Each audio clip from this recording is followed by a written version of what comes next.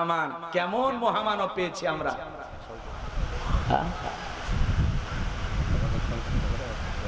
জি জি জি খারাপ লাগে না, বলা লাগবে না, বসেন বসেন, ভয় পাইন না।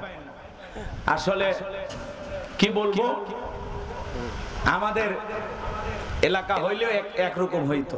আপনারা যেহেতু নারায়ণগঞ্জের মানুষ, হয়তো গভীর রাত পর্যন্ত আপনারা আলোচনা শোনেন না, কর্মব্যস্ততা আছে। আমি আর কথা বাড়াতে চাই না, কষ্ট হচ্ছে আপনাদের। তাহলে ভারতে রসুলকে যে গালি দিয়েছে, এই রসুলের এদিক খেয়াল করেন, রসুলের দুশ্মন এই নাস্তিক বেঈমানের শাস্তি হোক। আপনারা চান তো ইনশাআল্লাহ? দোয়া করবো মাশাআল্লাহ, চাচা চাই দোয়া করেন বাবা।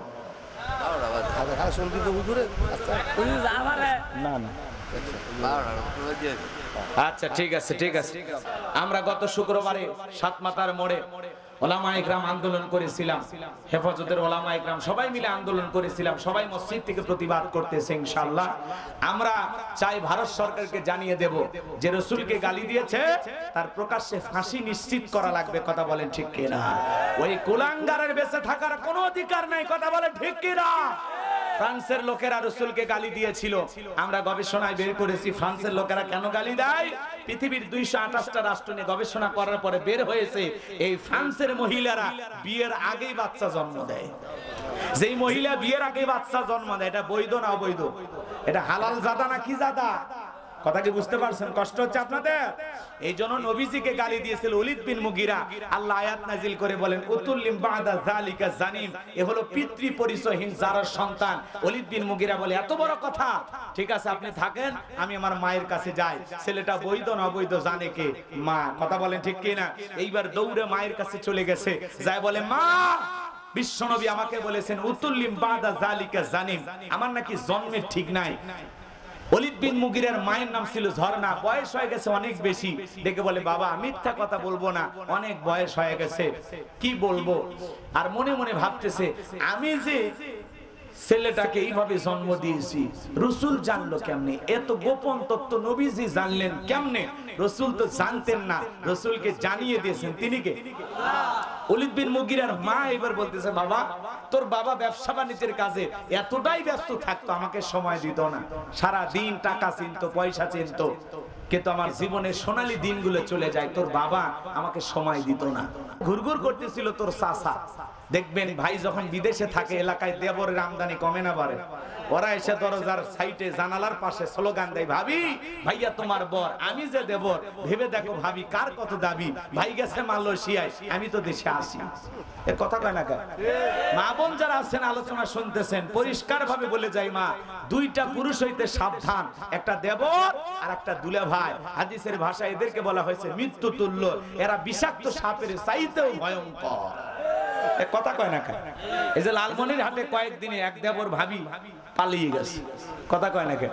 এই যে দুনিয়াতে এই ঘটনাগুলো ঘটতেছে, ভাতিজার সাথে চাচি নাই, মামি ভাগিনার সাথে নাই, দেবর ভাবির সাথে। কথা কন না কে আপনারা? মিথ্যা কথা না সত্য? এই জন্য মা বোনদেরকে বলো মা, দুইটা পুরুষ হইতে সাবধান, একটা দেবর আর একটা দুলে ভাই। মা বোন যারা আছেন মা, আপনাদের আমল কম দাম বেশি। 4টি আমলে 8টা জান্নাতের দরজা খোলা। 1 নাম্বার 5 ওয়াক্ত সালাত, 2 নাম্বার রোজা, 3 নাম্বার ফরজ পর্দা, আর 4 নাম্বার হলো স্বামীর খেদমত। আল্লাহু আকবার বলেন। আপনারা শুনেছেন ঢাকা বিশ্ববিদ্যালয়ের একজন সহকারী অধ্যাপক, একজন মহিলা, নাম হলো সামিনা লুৎফা, নাম শোনেন নাই?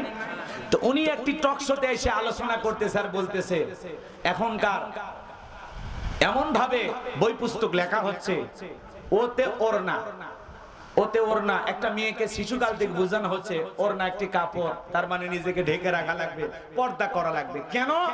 কারণ আমরা নাকি চাচ্ছি যে মা বোনেরা যেন ঘর থেকে বাহির না হয়। সে বলতেছে এই শিক্ষা দিয়া একজন শিশু মেয়েকে বোঝানো হচ্ছে ওতে ওড়না, ওড়না একটি কাপড়, কাপড় দিয়ে কি করা লাগে, নিজেকে ঢেকে রাখা লাগে, পর্দা করা লাগে। তার মানে এক শ্রেণীর মানুষ এই ধরনের শিক্ষা দিয়া নারীকে ঘরের ভিতরে বন্দী করে রাখতে চায়, নারী যেন ঘরের বাহিরে বের না হয়। যেই মহিলা এই ধরনের কথা বলতে পারেন, সে যত বড় শিক্ষিকা হোক, যত বড় অধ্যাপক হোক, যত বড় জ্ঞানী হোক, আমরা বলবো নারীর সবচাইতে বড় সৌন্দর্য হলো পর্দা করা। কথা বলেন ঠিক কিনা? এই জন্য পর্দাকে কটূক্তি করে তারাই কথা বলতে চায় যারা এই সমাজে যৌনতা ছড়াইতে চায়, অশ্লীলতা ছড়াইতে চায়। কথা বলে ঠিক কিনা? একজন শিক্ষিকা মায়ের মতো সে চাইবে নারীর সৌন্দর্য ঢেকে রাখা। আল্লাহ বলেন অকরনা ফি বুয়ুতিকুন্না ওয়ালা তাবাররাজনা তাবাররুজাল জাহিলিয়াতিল উলা, নারীরা তোমরা ঘরের ভিতরে অবস্থান করো, খবরদার জাহিলিয়াতের যুগের মেয়েদের মতো নিজেকে অশ্লীল ভাবে প্রদর্শন করো না, উল্টাপাল্টা পোশাক পরো না। নারী যদি বাহিরে যায় ফরজ পর্দা মেনে যাবে। একটা নারী যদি বোরকা পরে, পর্দা করে, ঢিলা ঢালা পোশাক পরে, হাত মোজা পা মোজা লাগাইয়া রাস্তাতে হেঁটে যায়, মনের অজান্তে শ্রদ্ধা সম্মানে মাথাটা নত হয়ে আসে, পর্দাশীল নারীর উপরে আল্লাহর রহমত নাজিল হয়। কথা বলে ঠিক কিনা? কোন সম্ভ্রান্ত ভদ্র ফ্যামিলির মেয়ে বোরকা ছাড়া, পর্দা ছাড়া বাহিরে যেতে পারে? নারী অবশ্যই বাইরে যাবে। নারী বোরকা পরে, পর্দা করে দোকানদারি করবে, চাকরি করবে, ব্যবসা বাণিজ্য করতে পারবে। নারী তার প্রয়োজনে বাইরে যাবে, অবশ্যই বোরকা পরে, পর্দা পরে যাবে। কিন্তু এই সামিনা লুৎফা ভদ্র মহিলা, তিনি বলেছেন আমরা নাকি নারীদেরকে ঘরে বন্দী রাখতে চাই, এই শিক্ষা ব্যবস্থায় নাকি আমরা তাই শিখাইতেছি। আমরা বলবো আপনি একজন সমাজের শিক্ষিকা, আপনি আমাদের সন্তানদেরকে মানুষ বানাবেন, বিদায় পর্দার বিরুদ্ধে কটাক্ষ করবেন না। আল্লাহর ফরজ বিধান পর্দা, আল্লাহ রাব্বুল আলামিন যেটা বলেছেন এইটাই ফাইনাল। এইটার বিরোধিতা করলে দুনিয়াতে লাঞ্ছিত হবেন, সম্মান পাবেন না। কথা বলেন ঠিক কিনা? আল্লাহর বিধানে মুক্তি, আল্লাহর বিধানে শান্তি। কথা বলে ঠিক কিনা? নারী পর্দা করবে, তার সৌন্দর্য ঢেকে রাখবে, আর তার এই সৌন্দর্য দেখার একজন পুরুষ দুনিয়াতে অধিকার, তার নাম হলো তার স্বামী। কথা বলে ঠিক কিনা? এই জন্য সামিনা লুৎফা সম্মানিত মহিলাকে আমি বলতে চাই, আপনি একটু আল্লাহর বিধানটাকে ফলো করেন। সমাজে এমন ভাবে কথা ছড়াবেন না যে কথার দ্বারা এই সমাজের মহিলারা আরো অশ্লীলতার দিকে ধাবিত হয়। আল্লাহ পাক এই সমস্ত মা বোনদের হেদায়েত দান করেন। চিৎকার মেরে বলেন আমিন। আর একটু জোরে বলেন আমিন। সম্মানিত ভাইরা আমার, স্ত্রীকে পর্দায় রাখবেন, মেয়েটাকে পর্দায় রাখবেন, বাহিরে নিয়ে যাবেন, অবশ্যই বোরকা পরায়, পর্দা করায় নিয়ে যাবেন ইনশাআল্লাহ। আল্লাহ আমাদের সবাইকে, মা বোন সহ সবাইকে পর্দা করে আল্লাহর এই ফরজ বিধান মেনে এই জমিনে চলার তৌফিক দান করুন। জোরে বলুন আমিন। ওয়া আখিরি দাওয়ানা আলহামদুলিল্লাহি রাব্বিল আলামিন। আরো কিছু কথা ছিল বলার, বাকি কথাগুলো এ পর্যন্ত শেষ করলাম। যুবকেরা অনেক কষ্ট করে এসেছেন, আয়োজন করেছেন, তাদের উদ্দেশ্যে তেমন কিছু বলার সুযোগ হইল না। আসলে 2-2.5 ঘন্টা সময় পেলে একটু ভালো হয়। আপনারা, আমরা যেহেতু উত্তরবঙ্গের মানুষ, হ্যাঁ একটু বেশি বয়ান করি, বেশি কথা বলি, কিন্তু একটু কম হয়ে গেছে। আপনারা মন খারাপ করেন না, আবারও বেঁচে থাকলে দেখা হবে ইনশাল্লাহ। 9টা 9:30 উঠলে ভালো হইতো, কিন্তু আসতে একটু দেরি হয়ে গেছে। ঢাকা শহরে প্রচন্ড জ্যামে আটকে গেছিলাম।